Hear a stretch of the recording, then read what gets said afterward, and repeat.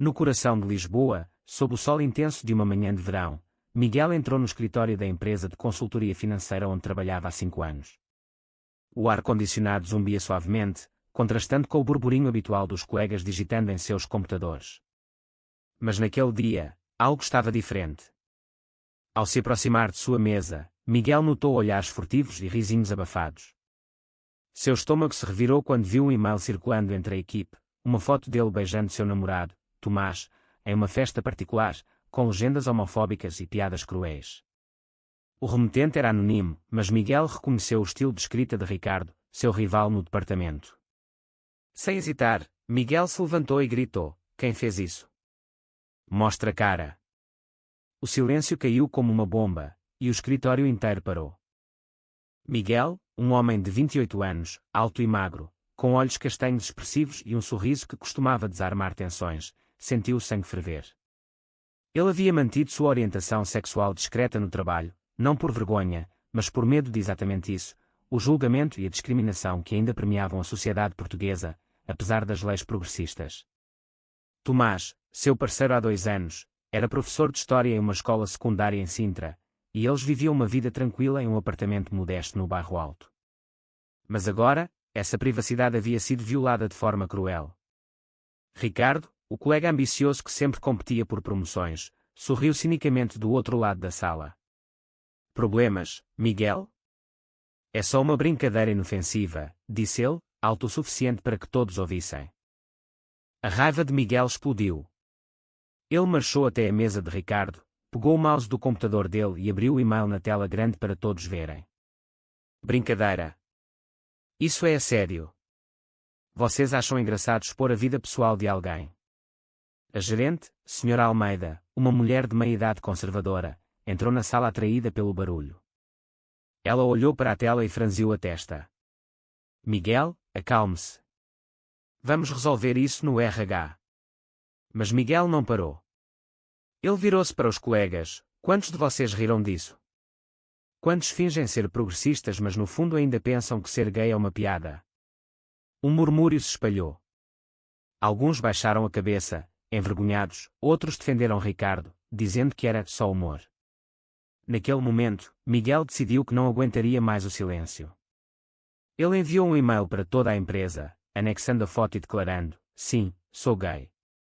E se isso incomoda alguém, o problema é de vocês, não meu." O escritório ficou em choque, e o dia de trabalho virou um caos.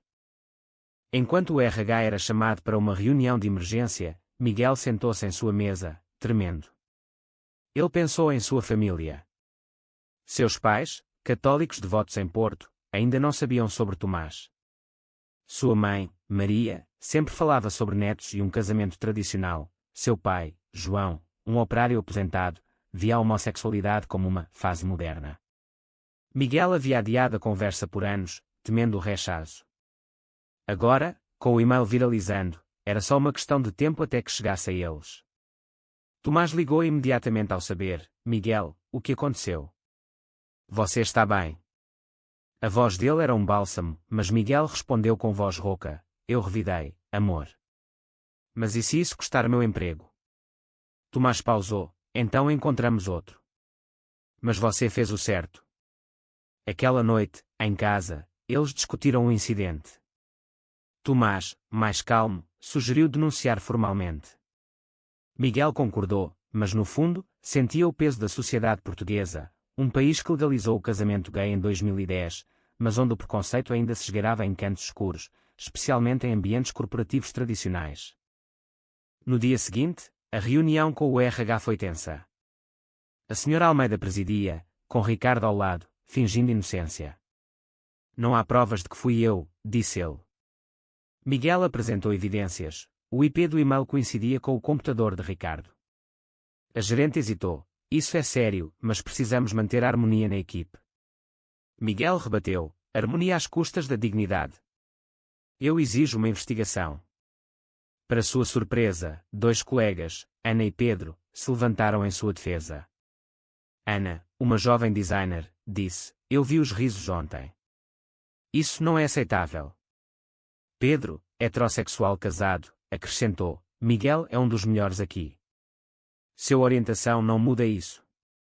O apoio inesperado aqueceu o coração de Miguel, mas também destacou a divisão. Metade da equipe via o incidente como exagero, a outra como injustiça. Ricardo foi suspenso por uma semana, mas Miguel sabia que isso era só o começo. O revide havia chocado o escritório, mas agora ele enfrentava o backlash sutil, olhares frios, tarefas extras, isolamento. Em casa, Miguel confidenciou a Tomás sobre suas inseguranças. E se eu perder tudo? Meu emprego, minha família. Tomás o abraçou, você não está sozinho. Mas precisamos ser fortes. Eles decidiram contar aos pais de Miguel no fim de semana. A viagem a Porto foi carregada de ansiedade. Ao chegar, Maria os recebeu com abraços, mas João franziu a testa ao ver Tomás. Durante o jantar, Miguel respirou fundo. Pais, preciso contar algo. Tomás não é só um amigo. Ele é meu namorado. O silêncio foi ensurdecedor. Maria derrubou o garfo. O quê? Mas... Você sempre gostou de meninas. João se levantou. Isso é uma fase. Você precisa de ajuda. As palavras cortaram como facas. Miguel argumentou. Não é fase. É quem eu sou. A discussão escalou, com João citando a Bíblia e Maria chorando sobre o que os vizinhos dirão. Eles saíram cedo, deixando Miguel devastado. No trem de volta, ele questionou, valeu a pena revidar? Tomás respondeu, sim, porque agora você é livre. Mas a liberdade vinha com um preço alto. Os dias seguintes no escritório foram um inferno disfarçado. Miguel notava os cochichos nos corredores, os e-mails não respondidos, as reuniões das quais era excluído. Ricardo, de volta da suspensão, agia como se nada tivesse acontecido, mas seus aliados boicotavam projetos conjuntos. A senhora Almeida o chamou para uma conversa particular. Miguel, você é valioso, mas esse incidente abalou a equipe. Talvez uma transferência para outra filial. Miguel recusou. Não fugirei. Quero justiça. Ele começou a documentar tudo, datas, horários, incidentes de discriminação. Tomás o apoiava, mas sua própria vida começava a ser afetada. Na escola, rumores sobre o namorado gay exposto chegavam aos alunos, e um pai conservador reclamou com a diretoria. Miguel decidiu buscar ajuda externa. Ele contatou a ILGA Portugal, uma organização de direitos LGBT, e marcou uma reunião em Lisboa. Lá, conheceu Sofia, uma advogada especializada em discriminação no trabalho. Seu caso é clássico, outing forçado e assédio. Podemos processar a empresa se não agirem. Miguel hesitou, mas e meu emprego? Sofia respondeu, às vezes, a luta custa caro, mas muda as coisas. Inspirado, ele voltou ao trabalho com renovada determinação. Em uma reunião de equipe, quando Ricardo fez um comentário sutilmente homofóbico sobre sensibilidades modernas, Miguel interveio, isso é inaceitável. Senhor Almeida, anote isso. A gerente suspirou, mas concordou em registrar. Enquanto isso, a família de Miguel se dividia. Maria ligava diariamente, alternando entre súplicas e acusações, você nos envergonha. Pense na sua irmã. A irmã de Miguel, Catarina, de 25 anos, morava em Coimbra e era mais aberta. Ela ligou para apoiá-lo, irmão, ignora o pai. Ele é de outra geração. Mas João cortou contato, dizendo que não aceitava isso na família. O peso emocional era esmagador. Miguel começou a ter insonias, questionando sua identidade, porque eu? Porque não posso ser normal. Tomás o ajudava com conversas profundas, mas ele próprio lutava com inseguranças. E se isso nos separar? Eles decidiram fazer terapia de casal, em uma clínica em Lisboa especializada em casais LGBT. Um dia, uma traição veio à tona. Pedro, o colega que o defendera, confessou, Miguel, fui eu quem enviou a foto para Ricardo. Estava bêbado em uma festa e mostrei meu celular. Desculpe. Miguel ficou atordoado, por quê? Pedro admitiu, inveja. Você é melhor que eu em tudo. A revelação abalou Miguel. Ele poderia perdoar. Em vez de confrontar, ele usou isso como evidência no RH. Pedro foi advertido, mas a amizade se quebrou. Isso destacou a fragilidade das alianças. mesmo aliados podiam trair por motivos mesquinhos. A pressão familiar culminou em uma visita surpresa de Maria a Lisboa. Ela chegou chorando: filho, volte para casa. Deixe isso para trás. Miguel a confrontou: mãe, isso sou eu. Aceita ou perca um filho. Maria pausou, recordando memórias da infância: você sempre foi sensível. Talvez eu soubesse no fundo. Eles conversaram por horas, e ela prometeu tentar entender. Mas João permanecia intransigente. Miguel sentiu uma mistura de alívio e tristeza. O preço da autenticidade era a possível perda de laços familiares. No trabalho, o clímax se aproximava. A empresa anunciou uma auditoria interna sobre diversidade. Miguel foi convidado a falar. Ele preparou um discurso: ser gay não me define, mas ignorar o preconceito nos diminui a todos. A apresentação foi aplaudida por alguns, vaiada por outros. Ricardo, furioso, planejava uma retaliação. Ele espalhou rumores de que Miguel usava sua orientação para ganhar simpatia e promoções. Miguel descobriu e confrontou: isso acaba agora. Ricardo riu: prove. Mas Miguel tinha gravações. Ele as entregou ao RH, levando à admissão de Ricardo. Vitória. Sim, mas Miguel pagou com isolamento social no escritório. Com Ricardo fora, o escritório parecia mais calmo, mas as feridas persistiam. Miguel recebia mensagens anônimas no LinkedIn, chamando-o de agitador. Ele questionava se valer a pena: eu revidei, mas agora sou o vilão. Tomás o incentivava: você é o herói. Mudou a cultura aqui. Eles decidiram viajar para o Algarve por um fim de semana, para recarregar. Na praia de Faro, sob o sol dourado, eles conversaram sobre futuro, casamento, adoção. Mas a realidade o chamava de volta. De volta a Lisboa, Miguel recebeu uma ligação de Catarina: pai está doente. Venha para Porto. João havia sofrido um infarto leve, estressado pelo escândalo familiar. Miguel viajou imediatamente, com Tomás ao lado. No hospital, João viu e virou o rosto: não preciso de você aqui. Maria interveio: João, pare. Ele é nosso filho. Miguel sentou-se ao lado da cama: pai, eu te amo. Mas não mudarei quem sou. João murmurou: por que complicar tudo? A conversa foi dolorosa, revelando medos de João, perda de respeito na comunidade conservadora de Porto. Miguel compartilhou sua própria dor: eu me escondi por anos por medo de você. Pela primeira vez, João ouviu, e uma lágrima escorreu. Enquanto João se recuperava, Miguel ajudava em casa, reconectando com a família. Catarina o apoiava abertamente, convidando Tomás para jantares. Mas tensões surgiam, vizinhos fofocavam, e Maria defendia o filho pela primeira vez. Meu filho é gay, e daí? Ele é bom. Isso marcou um turning point para Miguel, ver sua mãe evoluir. No entanto, João permanecia relutante, dizendo: aceito, mas não aprovo. Miguel aceitou isso como progresso, mas o custo emocional era alto: noites de choro, dúvidas sobre sua decisão inicial. No trabalho, uma nova oportunidade surgiu: uma promoção para gerente de projetos. Mas havia resistência. A senhora Almeida hesitava: você é capaz, mas a equipe. Miguel argumentou: se não for por mérito, é discriminação. Ele ganhou a promoção, mas com condições: treinamento em diversidade para toda a equipe. Isso o colocou em posição de poder, mas também de alvo. Colegas como Ana se aproximaram, formando um grupo de apoio LGBT no escritório. Pedro, arrependido, pediu perdão: eu errei. Posso ajudar? Miguel perdoou, mas com cautela: ações, não palavras.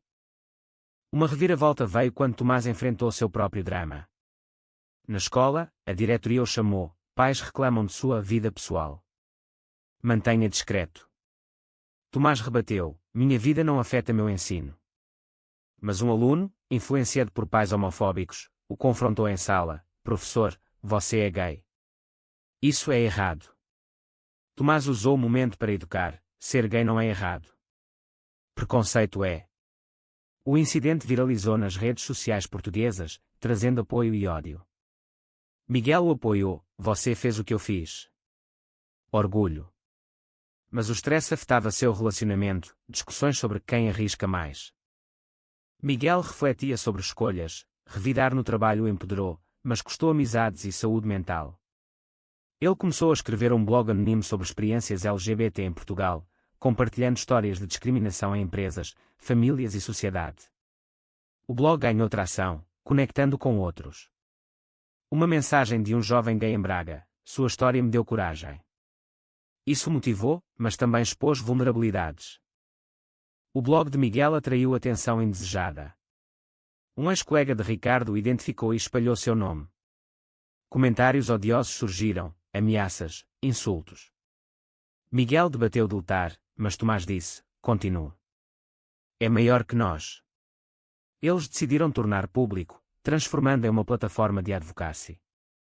Em uma conferência LGBT em Lisboa, Miguel falou: revidei no trabalho e paguei o preço.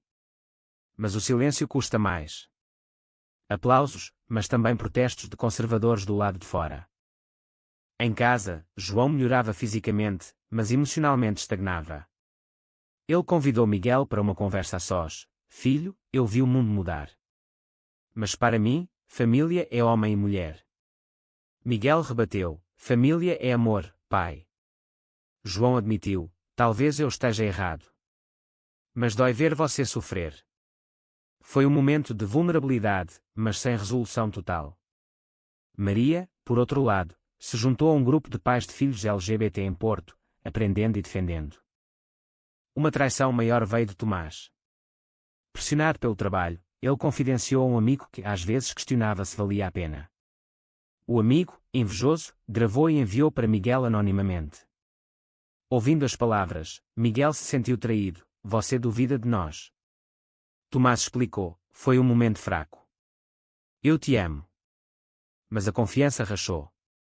Eles discutiram, acusações de egoísmo, medos de abandono. Miguel questionou: valeu revidar se custar nosso amor? Eles decidiram uma pausa, Tomás ficando com amigos em Sintra. Sozinho, Miguel afundou em depressão. Ele perdeu peso, faltou ao trabalho. Ana o visitou: não desista. Você inspirou muitos. Isso motivou a voltar. Na empresa, ele propôs políticas antidiscriminação, aprovadas. Mas o custo pessoal era imenso: solidão, dúvida moral. Fui certo em expor tudo. Ele consultou Sofia novamente: processos mudam sistemas, mas corações demoram. Tomás voltou arrependido: errei. Vamos lutar juntos. Eles reconciliaram, mas com cicatrizes. Uma nova ameaça surgiu: um processo reverso de Ricardo, alegando difamação. Miguel preparou defesa, reunindo evidências. A audiência em Tribunal de Lisboa foi tensa. Ricardo mentiu: foi brincadeira. Miguel apresentou provas: foi assédio. O juiz adiou, deixando Miguel ansioso. O processo consumia Miguel. Noites estudando leis, dias no trabalho fingindo normalidade. Tomás o apoiava, cozinhando refeições portuguesas como bacalhau para confortá-lo. Mas o stress testava limites. Miguel explodiu uma noite: tudo por causa do meu revide. Tomás rebateu: não, por causa do preconceito deles. Eles aprenderam a comunicar melhor, fortalecendo o laço. João, vendo o sofrimento do filho via notícias, ligou: filho, eu errei. Venha para casa com Tomás. Foi um breakthrough. Em Porto, João apertou a mão de Tomás: bem-vindo. Não era aprovação total, mas aceitação. Maria chorou de alegria. Miguel sentiu alívio, mas refletiu no preço: anos de dor para esse momento. No tribunal, testemunhas ajudaram, anedeptos sobre o ambiente tóxico. O juiz decidiu a favor de Miguel, condenando Ricardo à indenização. Vitória, mas Miguel recusou o dinheiro: doem para Ilga. A mídia cobriu: funcionário gay vence assédio em Lisboa. Isso trouxe fama, mas também ódio online. Miguel debateu privacidade versus ativismo. Uma escolha moral surgiu: uma oferta de emprego em uma empresa progressista em Madrid. Aceitar significava deixar família, Tomás, carreira. Ele recusou: fico e luto aqui. Tomás apoiou, mas questionou: e nosso futuro? Eles decidiram casar, planejando uma cerimônia simples em Sintra. Convites para a família, João aceitou relutante. O casamento foi emocionante. Catarina como madrinha, Ana do trabalho. João caminhou com Miguel, orgulhoso de você. Mas ausências, alguns parentes boicotaram. A alegria misturada com dor destacou sacrifícios. Pós-casamento, Miguel enfrentou nova crise, demissão voluntária para fundar uma consultoria em diversidade. Risco financeiro alto, mas Tomás apoiou, juntos vencemos. O lançamento foi sucesso, com clientes progressistas.